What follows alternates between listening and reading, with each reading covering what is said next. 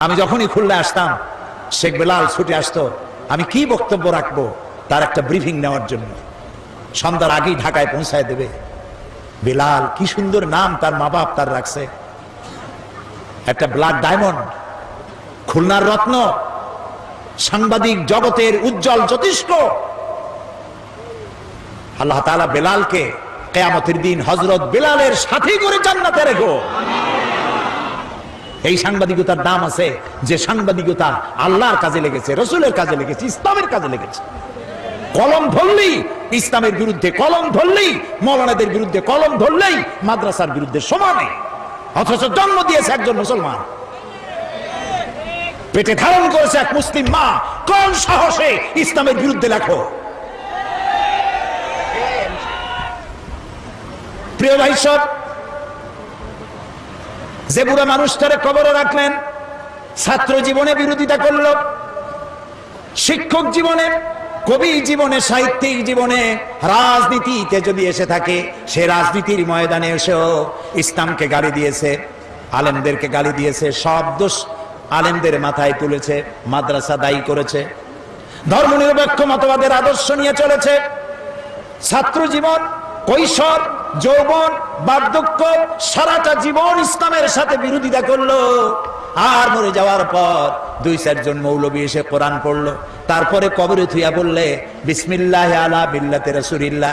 এখন তুমি বলো, যেই মানুষটার জীবন যৌবন, তার বুদ্ধি বিবেচনা কোনোটাই আল্লাহর কাজে লাগলো না, রসুলের কাজে লাগলো না, জীবিত অবস্থায় মরা দেহ নিয়া রাসূলুল্লাহ কি করবে? আরে এই কথাগুলি বোঝা কঠিন না সহজ? এই মরা লাশ দিয়ে আল্লাহ কি করবেন?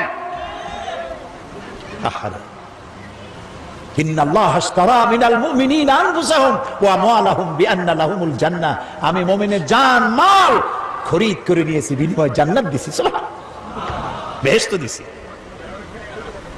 এই জন্য জীবন যৌবন আল্লাহর উদ্দেশ্যে নিবেদিত যেই যুবক করতে পারে, ওই যুবকেরই দাম ইসলামের কাছে। যুবকদের ব্যাপারে আল্লাহর নবী বলেছেন, যুবকদের জন্য কিয়ামতের মাঠে আরশের ছায়া ছাড়া কোনো ছায়া যেদিন থাকবে না, 7 শ্রেণীর লোকদেরকে আল্লাহ রাব্বুল আলামিন আরশের নিচে ছায়া দেবে। তার মধ্যে এক শ্রেণী হচ্ছে ওয়াশাবুন নাশা ফি ইবাদাতিল্লাহ, ওই সব যুবক যারা রাত জেগেছে আল্লাহর ইবাদতের মধ্য দিয়ে। সুবহানাল্লাহ বলেন না?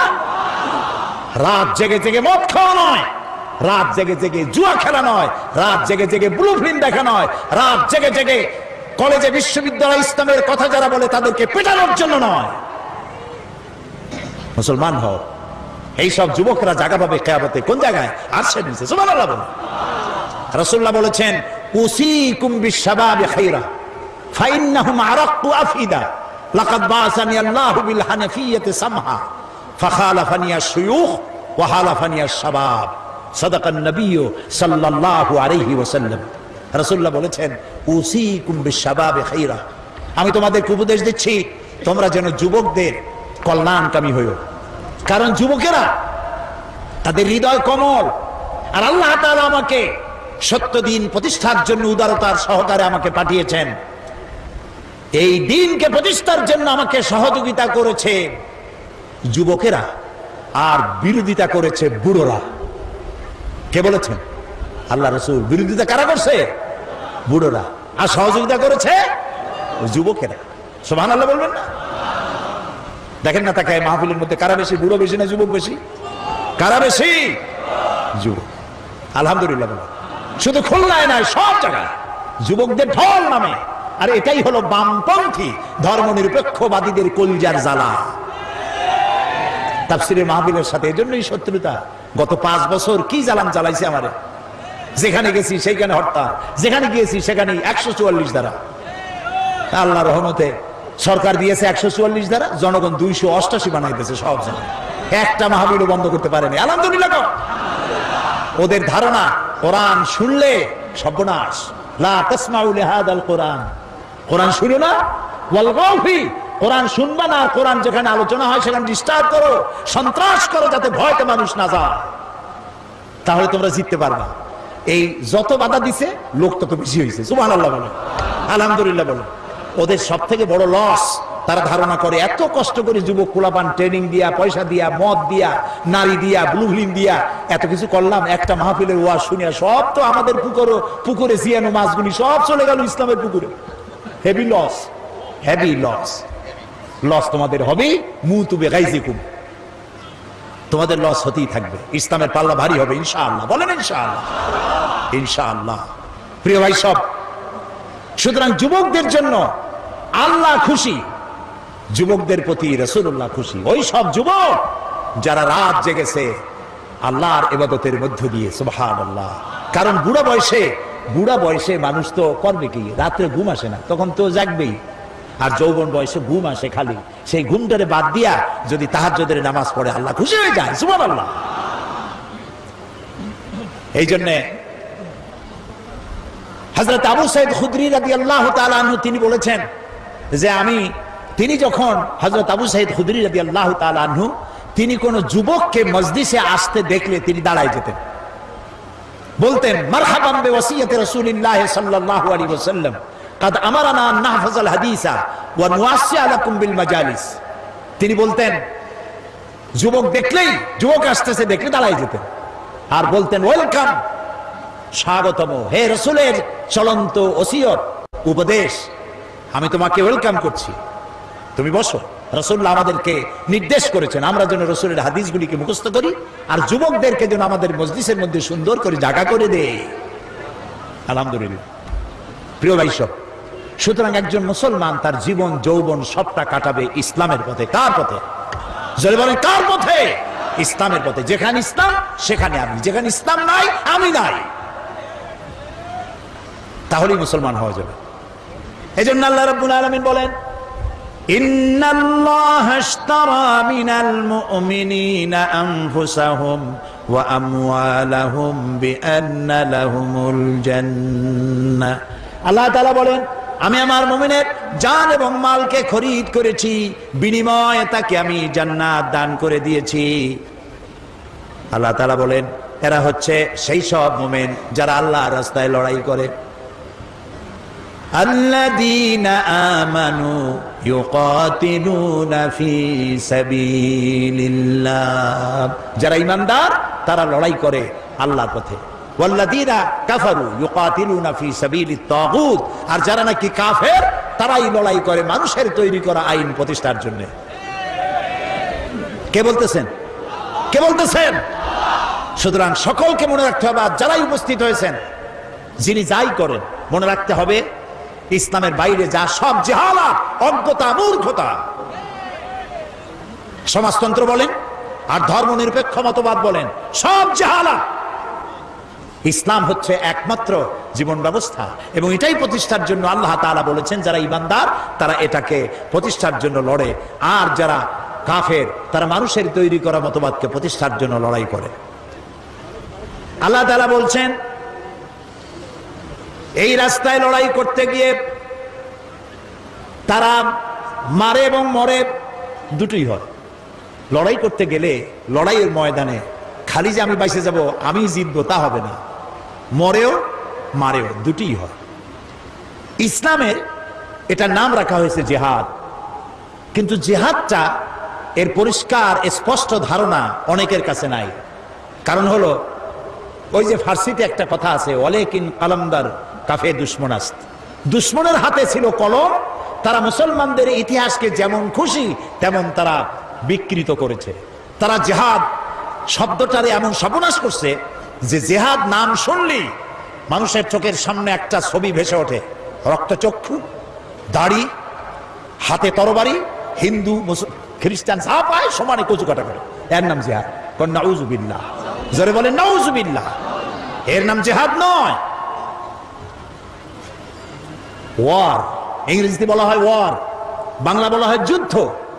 ওয়ার এবং যুদ্ধ এটার আরবি হলো হারবুন, জিহাদ নয়, জিহাদ ভিন্ন জিনিস।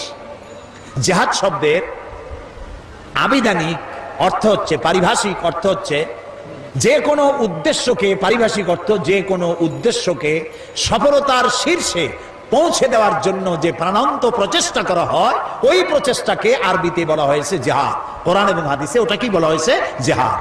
তো একজন মুসলমানের মূল টার্গেট, গোল পয়েন্ট, সেন্টার পয়েন্ট, লক্ষ্য, উদ্দেশ্য একটাই, সেটা হলো আল্লাহর জমিনে আল্লাহর দ্বীন প্রতিষ্ঠা করা। এটাই লক্ষ্য, দ্বীন প্রতিষ্ঠা লক্ষ্য। এই প্রতিষ্ঠার জন্য বক্তৃতা করা জিহাদ, এটাকে প্রতিষ্ঠা করার জন্য আন্দোলন করা জিহাদ, এইটাকে প্রতিষ্ঠা করার জন্য বই লেখা জিহাদ, এটাকে প্রতিষ্ঠা করার জন্য পয়সা দেওয়া জিহাদ, এটাকে প্রতিষ্ঠা করার জন্য র্যালি করা, বিক্ষোভ করা, মিছিল করা, সমাবেশ করা, সব জিহাদের মধ্যে শামিল। সুবহানাল্লাহ বলো। জিহাদের নাম মারামারি কাটাকাটি নয়। এইটা বোঝে না বলে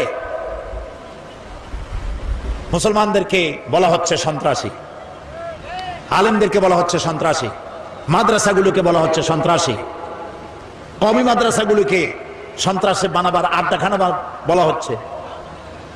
নিশ্চয়ই নাউজুবিল্লাহ। পৃথিবীতে শান্তিপ্রিয় মানুষ যদি থাকে, শান্তিপ্রিয় মানুষ যদি থাকে, কোরআন হাদিসের জ্ঞান যাদের আছে তারাই সব থেকে শান্তিপ্রিয়। এ কথা কি অসত্য না সত্য? এই যে খুলনা একটা জেলখানা আছে না, দুইজনও কইলো আছে, আর সবাই বুঝে জানেন না জেলখানা না। জবাব দেবেন তো পুরুষের মতো ঠাস ঠাস করে জবাব দেবেন। বাংলাদেশের সবগুলি জেলায় জেলখানা আছে, আছে না? কয়েদিরা আছে না? যে কোনো একটা জেলখানায় আপনি যান, কয়েদি হয়ে যায়েন না, এমনি যান, গিয়া জেলার সাহেবকে বলেন আপনার জেলের কয়েদিদের লিস্ট আমাকে দেখান। চোর, ডাকাত, লুচ্ছা, বদমাইশ, হত্যাকারী, চাঁদাবাজ, মাস্তান, সন্ত্রাসী, মুনাফাখোর, পাচারকারী, এই ধরনের বহু আসামি সেখানে আছে, আছে না? এবার ওই লিস্টের মধ্যে তাকায় দেখেন কয়জন মাদ্রাসা শিক্ষিতদের নাম আছে। আলেম কয়জন? বলেন জোরে, আলেম কয়জন? মাদ্রাসা শিক্ষক কয়জন? মসজিদে ইমাম মুয়াজ্জিন কয়জন? পীর কয়জন? ইসলামী আন্দোলন যারা করে তারা কতজন? তাহলে এটার দ্বারা কি প্রমাণিত হয় না যে যারা কোরআন হাদিসের জ্ঞান অর্জন করে তারাই শান্তিপ্রিয়, তারাই সব থেকে ভালো মানুষ? সুবহানাল্লাহ বলো। এই ভালো দিকে মানুষ যাতে আসতে না পারে, সেই জন্য আমাদের দেশের বামরা, যাদের সবগুলি হলো আকাম, এই বামেরা পত্রপত্রিকার মাধ্যমে সন্ত্রাস সন্ত্রাস সব জায়গায়, মাদ্রাসায় সন্ত্রাস খুঁজে বেড়ায়, আর খুঁজে বেড়ায় বাংলা ভাই, ইংরেজি ভাই, উর্দু ভাই, সব হাবিজাবি কি এর কি। আর যত সন্ত্রাস এগুলি তারা বানিয়েছে, এসব নাম আমরা জীবনেও শুনি নাই। আচ্ছা, আপনারা কি শুনছেন বাংলাদেশে কোনোদিন এই যে কুতকুতুল জেহাদ, এটা কি? হ্যাঁ, হরকতুল জেহাদ, এটা তো গত 5 বছরে ওনাদের সময় ওনারা বানাইছেন। এগুলো বামপন্থীদের তৈরি করা। জামাতুল মুজাহিদিন, তারপরে জুমরাতুল মাসাকিন, আমরা জীবনেও এইসব নাম শুনিনি। আপনারা শুনছেন? বলেন শুনেছেন? শয়তান, শয়তান। আমরা তো পরিষ্কার বলেছি, সব সময় বলি, এদেশে ইসলামী আন্দোলন হিসেবে পরিচিত নয়, নতুন ভুইফোড় এই ধরনের হিজবুত তাহরীর, তারপরে কি কইলাম, জুমরাতুল মাসাকিন, জামাতুল মুজাহিদিন, আর কি তালেবান, যেখানে পাও গ্রেফতার করো, গরুর দড়ি দিয়ে বেঁধে পুলিশে সোপর্দ করে দাও। এগুলির সাথে দেশের মুসলমানদের সাথে, এদেশের পরিচিত ইসলামী আন্দোলনের সাথে কোনো সম্পর্ক কোনো কালে ছিল না, আজও নাই। ইসলামের সাথে, মুসলমানদের সাথে সন্ত্রাসের কোনো সম্পর্ক অতীতেও ছিল না, বর্তমানেও নাই। এই পৃথিবীতে সর্বপ্রথম সন্ত্রাসের বিরুদ্ধে দোয়া করেছেন আমার জাতির পিতা। কে আমার জাতির পিতা? এই বিষয়ের জন্য কোনোদিন প্যাঁচ লাগাবেন না। মুসলমানদের কাছে জাতির পিতা একজনই, সেই জাতির পিতা ইব্রাহিম আলাইহিস সালাম আল্লাহর ঘর বানালেন। আল্লাহর ঘর নির্মাণ করার পর হযরত ইব্রাহিম আলাইহিস সালাম আর হযরত ইসমাঈল আলাইহিস সালাম, বাপ বেটা দুজনে আল্লাহর দরবারে হাত তুলে দোয়া করলেন, রব্বি জাল হাযাল বালাদা আমিনান, আয় আল্লাহ তাআলা এই শহরকে নিরাপত্তার শহর বানায়া দাও। নিরাপত্তা হচ্ছে সন্ত্রাসের বিপরীত কথা। সন্ত্রাসের বিপরীত নিরাপত্তা, নিরাপত্তার বিপরীত সন্ত্রাস। হযরত ইব্রাহিম আলাইহিস সালামের এই দোয়া কবুল হয়েছিল নাকি হয় নাই? বলেন সবাই। মোটেও দেরি হয় নাই। আল্লাহ তাআলা বলেছেন ওমান দাকালাহু কানা আমিনান, যেই প্রবেশ করবে এই হারামে আমি তাকেই নিরাপত্তা দেব। সুবহানাল্লাহ বলো। দেখছেন নিরাপত্তা কারে কয়? যাই দেখে এসে। বুশের তো কপালে নাই। নন মুসলিম এন্ট্রি স্ট্রিক্টলি প্রহিবিটেড। যাদের কপালে আছে তারা যাইতে পারে। লক্ষ লক্ষ মুসলমান নরনারী এক জায়গায় চলাফেরা, এক ঘর, এক বাইতুল্লাহ শরীফ তাওয়াফ করতেছে, নামাজ পড়তেছে, মুজদালিফায় রাত কাটাচ্ছে। লক্ষ লক্ষ পুরুষ আর নারী এরকম উন্মুক্ত আকাশের নিচে সুবহানাল্লাহ কইতে ইচ্ছে করে না? ১৫০০ বছরের ইতিহাস নাই যেখানে কোনো মেয়ে লোক লাঞ্ছিত হয়েছে। সুবহানাল্লাহ বলবেন না? আল্লাহ তাআলা কোরআন শরীফে বলেছেন আওয়ালাম ইয়ারা আন্না জাআলনা হারামান আমিনান, তোমরা কি লক্ষ্য করো না যে এই হারামকে আমি কিভাবে নিরাপত্তার শহর বানাইছি? ওই সময় যখন তামাম পৃথিবী জুড়ে ছিনতাই হয়, রাজধানী হয়, মানুষ হত্যা করা হয়, নারী ধর্ষণ করা হয়, আমার হারামের দিকে তাকিয়ে দেখো কি নিরাপত্তা আমি দিয়েছি এখানে। সুবহানাল্লাহ। এই নিরাপত্তা কেন হয়েছে? কোরআনের আইন সেখানে আছে। কিসের আইন আছে? কোরআনের আইন। তাও সবটা নাই, কিছু আছে। তারই বরকতে আল্লাহ রাব্বুল আলামিন এত সুন্দর নিরাপত্তার শহর বানাইছে। বুশের বেটা বুশ আমাদের কয় আমরা নাকি সন্ত্রাসী, বাংলাদেশের মানুষ নাকি সন্ত্রাসী। তা আমি ওই আমেরিকায় বক্তৃতা করেছি, লন্ডনে বক্তৃতা করছি, বক্তৃতা করতে বলছি তোমরা যে আমাদের সন্ত্রাসী কও, তোমরা বেলা ৪টার সময় মার্কেট বন্ধ করো কেন? ওরা আজগুবি কথা কয়। আমাদের সাবির রহমান সাহেব গেছেন ইউরোপিয়ান কমিউনিটির সাথে বৈঠক করতে, দাতা দেশগুলির সাথে কথাবার্তা, বাংলাদেশের জন্য টাকা আনার জন্য। তারা কয় যে টাকা দেবো পরে, বাংলাদেশের মেয়ে লোকেরা বোরখা পরে কেন? এটা কথা হইল। উনিও ভালো জবাব দিছে, কয় যে বাংলাদেশের মেয়ে লোকেরা বোরখা পরে কেন, সেই কথার জবাব আমিও পরে দেবো। তোমরা আগে কও তোমাদের পাদ্রীরা গির্জা লম্বা জামা গায়ে দিয়ে যায় কেন? তোমাদের পাদ্রীরা লম্বা জামা গায়ে দেয় যে কারণে, আমার দেশের মেয়েরা বোরখা পরে সেই কারণে। আসলে আমার দেশের মেয়েরা ওদের মতো মেয়েদের মতো ল্যাংটা হয় না কেন? এটা ওদের আফসোস। তোমরা আফসোস করে মরবে। আমার দেশের মেয়ে লোকেরা বোরখা পরবে, হিজাব পরবে, তোমরা তাকায় তাকায় দেখবে কোনোদিন ল্যাংটা হবে না জাতি। এরা আমি বলি যে দেখো বেলা ৪টার সময় ডিপার্টমেন্টাল স্টোরগুলি সব বন্ধ হয়, শুধু ইমার্জেন্সি ফার্মেসিগুলি খোলা থাকে, বাকি সব বন্ধ। বেলা ৪টায় ৫টায় সব বন্ধ। কবরস্থান, নিউ ইয়র্ক বলেন, লন্ডন শহর বলেন, সব বড় বড় শহর কবরস্থান সব বন্ধ, দোকানপাট খোলা নেই। তাই বললাম তোমরা যে আমাদের সন্ত্রাসী কও, চলো আমাদের দেশে। তোমরা বন্ধ রাখো কেন ৪টার সময়? খোলা রাখো না কেন সন্ধ্যার পরে? কারণ সিকিউরিটি দিতে পারবে না, চুরি হবে, ডাকাতি হবে, খুনাখুনি হবে, মারামারি হবে, সিকিউরিটি দিতে পারবে না, সেই জন্য বন্ধ করে দাও। আমাদের সন্ত্রাসী কও শুধুমাত্র নরসিংদীর বাবুরহাটে যায় দেখো, বাবুরহাট বাংলাদেশের ম্যানচেস্টার, এক হাটবারের রাতে ১ কোটি না শত শত কোটি টাকার কাপড় চোপড় বিক্রি হয়, পুলিশও নাই, বিডিআর নাই। আমার দেশের যশোরে, এই যে যশোর উত্তরবঙ্গে কত বাজার আছে রাত ১২টা ১টা পর্যন্ত হয়, আছে না? বহুত বাজার আছে, পুলিশের ভর্তা খাইতেও পুলিশ পাওয়া যাবে না। আমাদের দেশ এত ভালো, আলহামদুলিল্লাহ।